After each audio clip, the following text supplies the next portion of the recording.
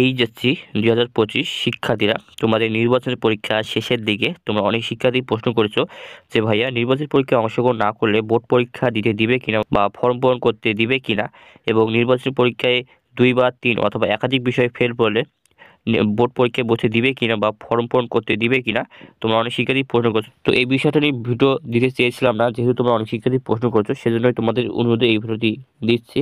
তো তোমাদের নির্বাচন পরীক্ষায় অংশগ্রহণ করা বাধ্যতামূলক, এটা কিন্তু তোমাদের ফর্ম পূরণ নোটিশেও বলে দেওয়া রয়েছে যে নির্বাচন পরীক্ষায় অংশগ্রহণ না করলে ফর্ম পূরণ করতে দেওয়া হবে না।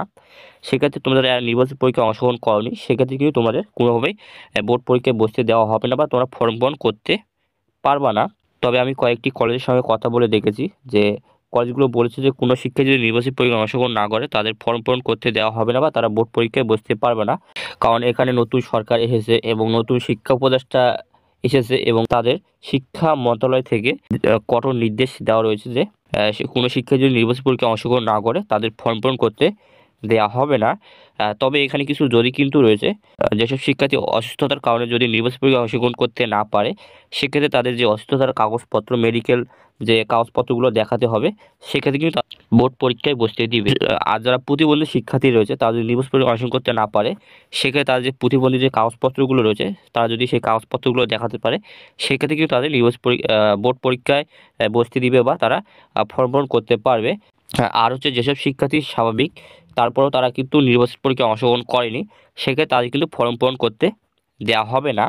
তবে যারা এইচ 2024 পরীক্ষায় ইতিমধ্যে অংশগ্রহণ করেছে, বোর্ড পরীক্ষা 1 থেকে 2 সাবজেক্ট ফেল করেছে, তাদের কিন্তু নির্বাচন পরীক্ষা না দিলেও চলবে। সেক্ষেত্রে তারা কিন্তু ফর্ম পূরণ করতে পারে এবং বোর্ড পরীক্ষায় বসতে পারবে। তবে যারা নিয়মিত শিক্ষার্থী, এইচ 2025 পরীক্ষায় নিয়মিত শিক্ষার্থী রয়েছে তাদের কিন্তু নির্বাচন পরীক্ষায় অংশগ্রহণ করা বাধ্যতামূলক, এবং তারা যদি নির্বাচন পরীক্ষায় অংশগ্রহণ না করে তাদের কিন্তু কোনোভাবেই ফর্ম পূরণ করতে দেওয়া হবে না। এটা তোমাদের ফর্ম পূরণের নোটিশেও বলে দেওয়া রয়েছে এবং শিক্ষা মন্ত্রণালয় থেকে কলেজগুলোকে কঠোর নির্দেশও দেওয়া রয়েছে। তো আশা করি এই বিষয়টি তোমরা ক্লিয়ার।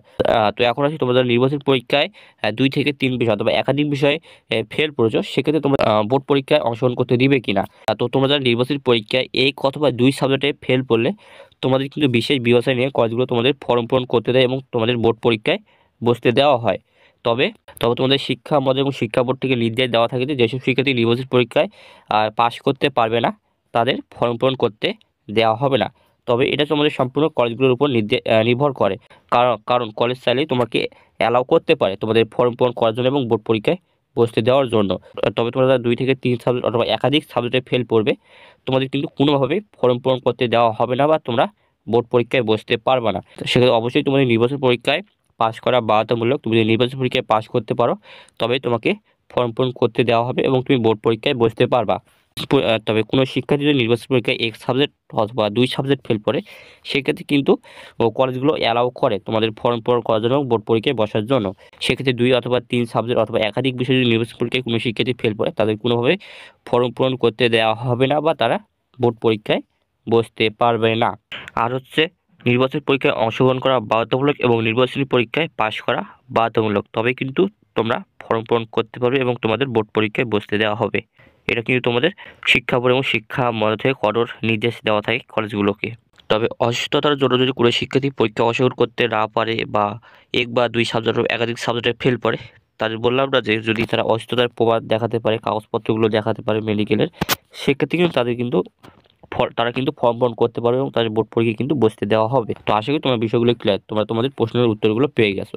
আর হচ্ছে তোমাদের নির্বাচনী পরীক্ষার রেজাল্ট আগামী 27 ফেব্রুয়ারির মধ্যেই প্রকাশ পাবে। তোমাদের ঢাকা শিক্ষা বোর্ড থেকে নোটিশ আকারেও জানিয়ে দেওয়া হয়েছে এই কয়টি। আর তোমাদের ফর্ম পূরণ শুরু হবে আগামী 2রা মার্চ থেকে, এবং তোমাদের ফর্ম পূরণের সময়সূচি সহ তোমাদের পূর্ণাঙ্গ বিজ্ঞপ্তি যথাসময়ে তোমাদের শিক্ষা বোর্ড থেকে প্রকাশ করা হবে। তো আশা করি তোমার বিষয়গুলো ক্লিয়ার। তো এখানেই ভিডিও শেষ করছি। যদি ভিডিও ভালো লাগে অবশ্যই একটা লাইক, সাবস্ক্রাইব, কমেন্ট করবা, তোমাদের বন্ধুদের পাশে শেয়ার করবা যাতে তারাও দেখে এই ভিডিও উপকৃত হয়। তো দেখা হচ্ছে আর একটা কোনো ভিডিওতে, ততক্ষণ ভালো থাকো।